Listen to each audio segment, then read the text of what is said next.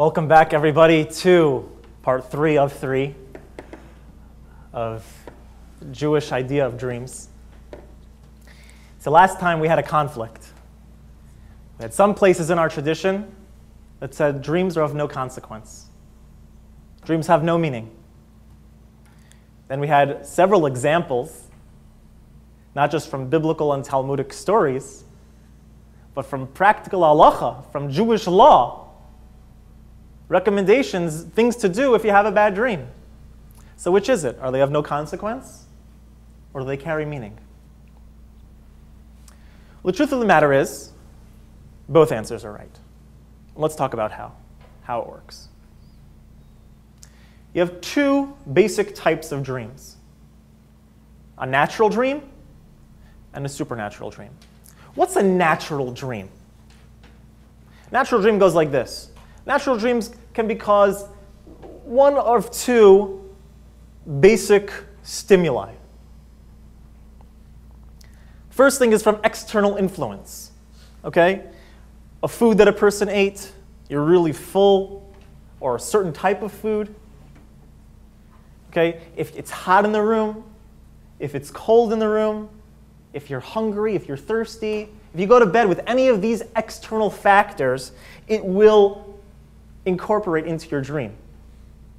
It will affect what you dream about. Anyone ever have a dream where they're in the middle of dreaming and then some sort of external stimulus shows itself and you automatically bring it into your dream? Someone calls your name, automatically that person appears out of thin air and they're talking to you in your dream. Or you hear a buzzer or a ring go off, the phone goes off, and all of a sudden in your dream a phone goes off. That's called dream incorporation. It's a fact. It happens to everybody. That when we dream about things, we incorporate external stimuli with our dream. So those dreams really have no consequence. They're meaningless. They're just you putting together random bits of information, turning it into a story in your head, and that's all it is. Then there's another type of natural dream, and this is similar to what we talked about in the first session. These are your walking thoughts. What a person was thinking about during the day. They maybe have a psychological nature, a psychological meaning, what you were thinking, what you were feeling that day or during the days preceding it, but not of any particular meaning. It's called the continuity principle in psychological jargon. Continuity principle. Since I was thinking about this during the day, since this week I was thinking about this, so continuity, at night I think about it as well. It may show itself or express itself in different ways, but it's the same basic concept that's showing itself in the dream. This is the majority of our dreams today. 99% of our dreams, of 99% of the people, are all what you would call natural dreams. They're things that we thought about during the day. And one of the reasons that we, especially in our times, have these types of dreams is because from every angle, we're always bombarded with something to be thinking about.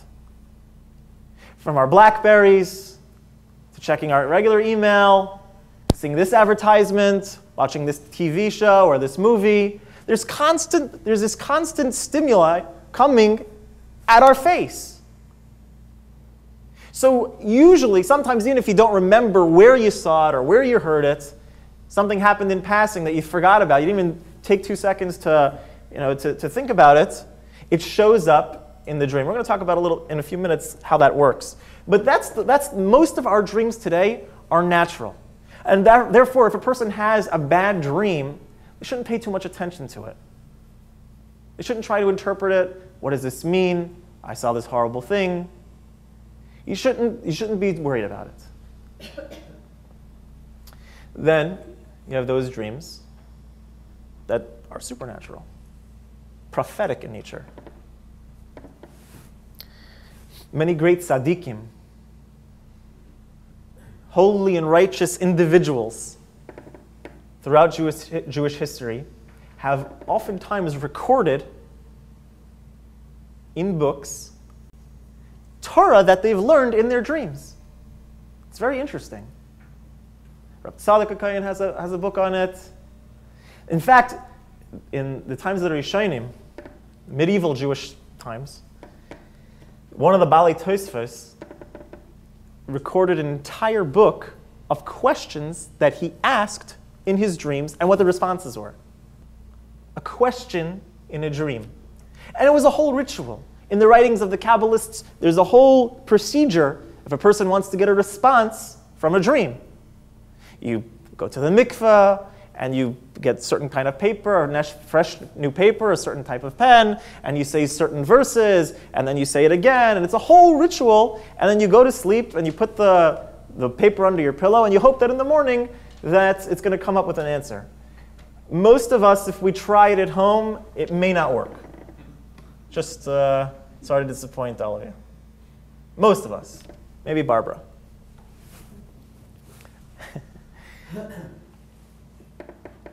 So dreams have the potential, in rare cases, amongst those who are very holy, to contain prophecy, or at least a glimmer of prophecy. The Gemara tells us that dreams are 1/60th of prophecy. Sleep is considered 1/60th, a fraction of death, and dreams are considered 1/60th of a prophecy. Again, this is not our dreams for the most part. This is very holy and righteous individuals. One thing that's interesting, just food for thought. I never checked up on this, but I heard an interesting vart. It goes like this. There's a book called the Concordancia. Concordancia is a book that if you want to look at a certain word or root word, it'll tell you exactly where in the Bible text it's found. So if you look up in your local Concordancia, okay, they're easy to get. The root for dreams, ches, lamed, mem, that three-letter root, you'll find it mentioned 48 times in the book of Bereshis, and 7 times in the rest of the Torah. What's the significance? 48 times in Bereshis and 7 times in the rest of the Torah. That word. The Gemara in Megillah tells that there were 48 prophets that are recorded, and 7 female prophets, 7 prophetesses, right? Just an interesting food for thought, interesting how the numbers correlate. Nevertheless, so dreams, most of the time for you and I, are natural phenomenon, and in those very few and far between cases, between few and far between people, you have a dream of supernatural nature. People would often write into the Rebbe about bad dreams that they had. And the Rebbe's response is printed in all the letters. All the Rebbe's letters, the responses to people, are printed in many, many volumes of books. And you could look in the index, dreams. So many people had written over the years, I had this dream, I had that dream. What do I do about it? What's the interpretation? So the Rebbe responded to them, just basically ignore it. It doesn't have any meaning. That unless the person is such a holy man, holy person, there's really nothing to it. Maybe psychological, maybe it's just expressing your feelings of the day, but it has no supernatural meaning. It's not a message from God. It's nothing of that sort. Nevertheless, the Rebbe said if the dream bothers you so much, there were certain remedies that the Rebbe would instruct the person to do. What I found, just in my brief research, was that he would say, interpret it in the positive way. Give tzedakah, check your tefillin, check your mezuzahs, different acts that can never hurt. Channeling, getting rid of any kind of negativity through positive. So how do our dreams work? What is the structure? What is the fundament of a dream? The awake person functions as follows. The reason that we, as human beings, walk upright is not by coincidence, and that animals walk on all fours. What's the reason? That a human being, the way that they're ordinarily supposed to function, we don't always work this way, unfortunately, but the way we're supposed to function is that we have our heart here and our head here. Our head is above our heart.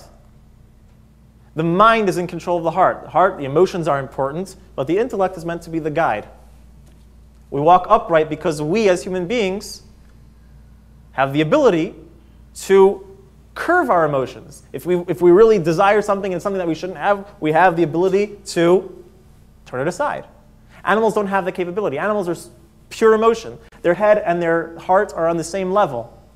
There is no thought process, should I, shouldn't I, is it right, is it wrong? The animal just does. It feels that way, it does it. A lot of humans, unfortunately, act that way also. But the reason that we as human beings walk upright is because this ability that was given exclusively to humankind, that our head can control our heart. So what happens when a person is sleeping? The head and the heart are on the same level. The emotions, the intellect, it's all in the same playing field. The emotions merge with the intellect. There is no right and wrong or ups and downs. Everything makes sense in a dream. Those things that in the order of our walking life wouldn't make sense at all make perfect sense in a dream. Anyone ever have a dream where all sorts of nonsense come together and it seems to be like nothing? No problem. It's the current year with current people that you know. All of a sudden someone from 25 years ago shows up. You don't think anything of it. No, not even a, hey, how are you? Oh my God, I can't. Just like, oh, like they're supposed to be there. I was expecting you. Meanwhile, all this is taking place in your childhood home. And your childhood home isn't in where it is. It's in Australia. And everything seems perfectly normal. You don't think twice about it. Everything in the body is confused. You're laying flat. Your emotions, intellect, everything's all merged together. And so things that wouldn't make sense ordinarily when you're in the sequence, when you're in the proper logical thinking, make perfect sense in a dream. What happens when we go to sleep? When you lie down to go to sleep, what is happening? So in Judaism, we teach that the soul contains within it 5 dimensions, each one slightly deeper than the one before it. You have the part of the soul called the nefesh, which is just the base life form that makes you considered a live person. It's your animating force. It's the force in you that makes your heart beat, that makes your lungs breathe. It's the animating force that makes you. It makes your blood pump. Just the natural, most base meaning of the soul. Then, progressively, there's 4 more dimensions, each a step deeper. Then there's your emotions, then there's your intellect. All the way back till you get to the essence of the soul. Consciously, within us, we only have 3 out of 5. The essence of our soul is not even 100% the part of us, you can say. It's always bound up with its source.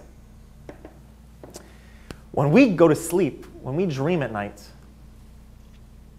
all the deeper aspects of our soul go upstairs.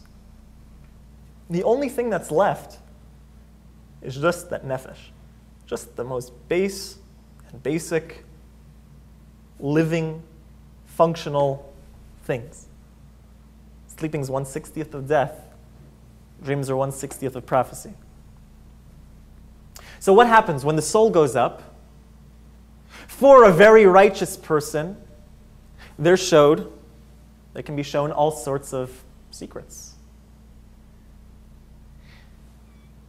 In the writings of the sages, it says that it can come from one of 2 places. It can come from either angelic sources or demonic sources.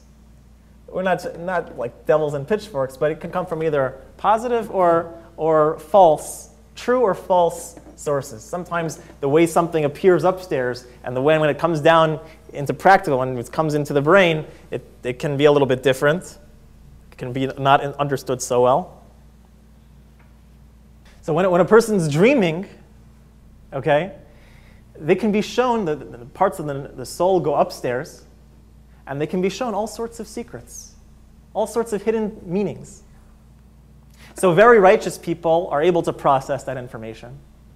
They're able to make, oh, wow, this means this, that means that. And it's potential for those who are holy and righteous among us to have prophecy or a glimmer of prophecy in a dream, a premonition. Most of us, even if we were to have a dream where something was revealed to us, everything, a dream is never 100% true. There's always some muck mixed in there, always. That's just the nature of dreams. It could be the most clear, vivid dream. There's always going to be some part of it that's false. So us, even if we were to experience a great and wondrous and a dream that looks so clear and it's so, we wouldn't even know how to translate it probably. We wouldn't know what parts are real, what parts are imaginary. So for all practical purposes for us, dreams don't play as far as prophetic meaning. They don't have much meaning. When we are awake during the day, a person encounters trillions of bits of impulses, intellectual impulses at every moment. Your brain is constantly processing stuff you don't even realize. So what happens when we dream? For us, what's one practical side effect that happens during a dream? To use a 90s computer term, you have to defrag, right? Ever using your computer and it's been on for days? It happens to me all the time. I never shut my computer off. Your computer's been on for days, and all of a sudden you realize it's going kind of slow over here. Stuff's not opening the way that it used to work, right? It's going slow, this is not loading properly, and then you shut it off and you turn it back on, and all of a sudden, oh, back to normal. So your brain works the same way. When a person is constantly marred in all the stimulus, all the stimulation of the world, so it has to defrag. The nighttime, the dream period, is the time where we defrag. That's why our dreams, for us people, most of the time, is just what went on during our day, reprocessing that information and putting some stories together.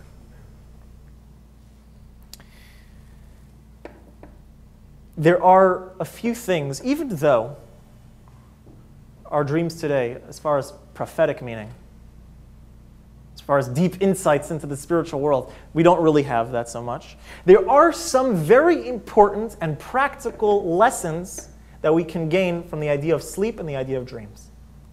Something that we can live with in our daily life. Ready? Number one. The Rebbe explains the significance of sleep. If there were no sleep, there would be no idea of tomorrow. You ever have a bad day and you wish, like, I can't wait for this day to end? Imagine if you didn't go to sleep. Would the day ever end? No.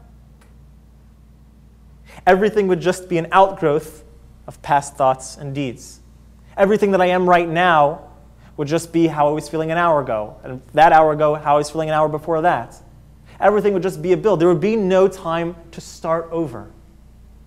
Tomorrow's a new day. The sun will come out tomorrow. There would be none of that. God gave us the ability to sleep and the need to sleep in order to say tomorrow can be different. Tomorrow's going to be a new day. So this is one positive aspect of sleep. Secondly, this is mentioned in Tanya, incidentally, as an aside.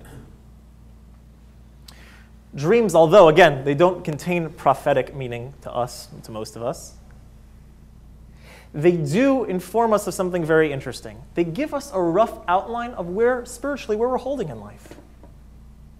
If a person is constantly dreaming about just run-of-the-mill things, they haven't had any deep dreams. They haven't reached a level where they have the prophetic dreams yet. So it shows us that, look, I'm not perfect. I need to improve. Maybe I should change my daily thoughts. Maybe I should think about different things during my day and dream about different things at night. If what I'm thinking about during the day is nonsense. What are my dreams going to be about? Nonsense. So dreams can act as a gauge. Are my thoughts that I'm thinking about during the day, are the things that I'm considering as important, really important? Is it really, really important who wins the sports game? Maybe. But maybe that's not the crux of life. So what we dream about can be a gauge into how I'm acting during the day. What's my daily preoccupations? Last but not least, practical lesson of dreams, is that the idea of galus means the exile. The Jewish people in the time before Mashiach comes, since we've been dispersed from the Holy Land 2,000 years ago, we've been in a state of exile. A state where spiritually it's not the greatest of states. And until Mashiach comes, until all the Jews are back to that spiritual stature, we're in a dreamlike state. The sages compare galus, the exile, to a dreamlike state. Now, why is it compared to a dreamlike state, we have to ask? A few reasons. We'll talk about two. On the one hand, because this world functions in a way like a dream. Why? We have things in our life that make absolutely no sense in the real world, in truth, make absolutely no sense. There's no reason in the world why we should be listening to them. But we accept it as normal and natural and fine and perfectly acceptable in the way we live. We're constantly bombarded. The media tells us what's right and what's wrong, what's good and what's bad. Hollywood tells us what's good, what's right, what's worth pursuing. And society at large tells us we should be thinking about this, we should be doing this.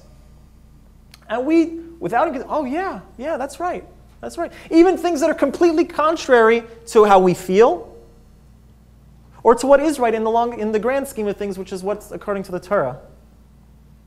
We just accept it. Oh yeah, that makes sense. Yeah, that's what I'm going after that also. Galus is a dreamlike state. On a positive note, though, a positive aspect of galus being a dreamlike state is because, contrary to the real world is everything has a sequence. In a dream, not everything has a sequence.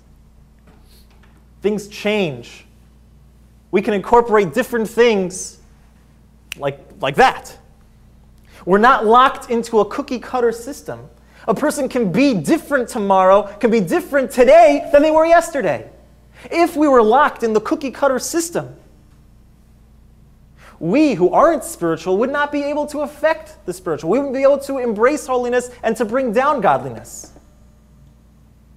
But because we're in a dreamlike state, where opposites can coexist together, we, even us, who aren't maybe internally by nature the most spiritually sensitive, we can even bring down godliness. We can bring down holiness. And we can change our lives in ways that are unprecedented.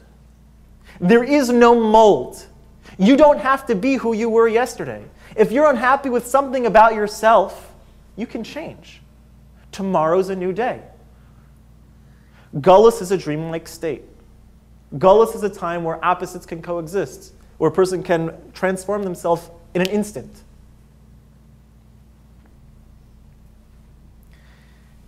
So the main thing is we have to wake up. If we're in a dreamlike state, if we're going through life in a dreamlike state, we have to wake up. It's very popular these days to be curious, is there meaning in dreams? But people often overlook, what's the meaning in life? Do my dreams have meaning? Tell me, do my dreams mean anything?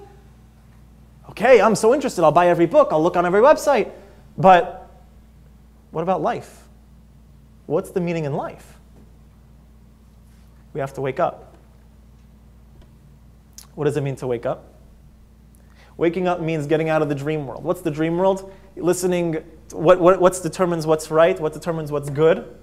What this one says, what my neighbor says, what the media says, what Hollywood says. That's what's right, that's what's good, that's what's worth pursuing. Everything else is, that's the dream world. Welcome to reality. Reality is getting in touch with what God wants. What does God say? Waking up, opening our eyes, means looking at the Torah, looking at the world through the Torah's lens. The Torah functions as our night vision goggles. The world can be a place of darkness, a place of utter chaos. But with our night vision goggles, we can go strong and we can go confident, knowing that we're going and headed in the right direction, despite the darkness that's all around us. So with this, knowing this concept, hopefully, we can all in our personal lives think to ourselves, am I living in a dreamlike state? Or better yet, what aspect of my life is living in a dreamlike state? Are there certain aspects of my life that I need to wake up about? Are there certain aspects of my life that I can get a clearer lens of what's proper thing to do? Are there places in my life where I can connect more to God? Or they can learn about how to do that?